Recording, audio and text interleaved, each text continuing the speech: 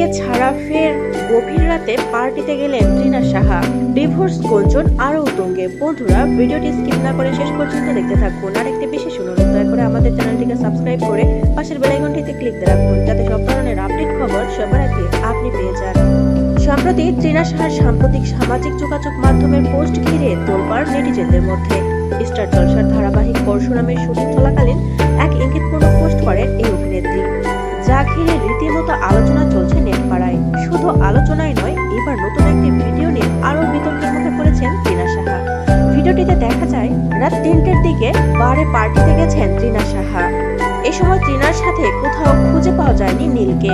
তবে কি ডিভোর্স চর্চা আরো তুঙ্গে? এর আগে তৃণা সাহা পোস্ট করেছিলেন, নীরবতা দুর্বলতা নয়, এটা আত্মসংযম। আর শান্তি মানে হলো নাটকের বদলে মর্যাদাকে বেছে নেওয়া। হঠাৎ কেন এমন ইঙ্গিতপূর্ণ পোস্ট করলেন তৃণা? কাকেই বা ইঙ্গিত করলেন তিনি? তা যদিও ওই পোস্টে জানাননি এই অভিনেত্রী।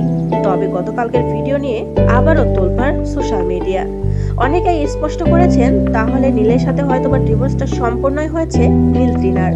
না হলে এত রাতে কেন একা একা বাড়ি যাবেন? কোথায় ছিল নীল? প্রসঙ্গত, বিয়ের 5 বছরের মাথায় জল খোলা হয়েছে তাদের সম্পর্কের মাঝে। বহুদিন ধরে নীল তৃণার বিচ্ছেদের খবরে তোলপাড় সামাজিক যোগাযোগ মাধ্যম। তবে দুজনেই এই বিষয়কে পাত্তা দিতে একেবারেই নারাজ। গুঞ্জন বলেই উড়িয়ে দিয়েছেন তারা।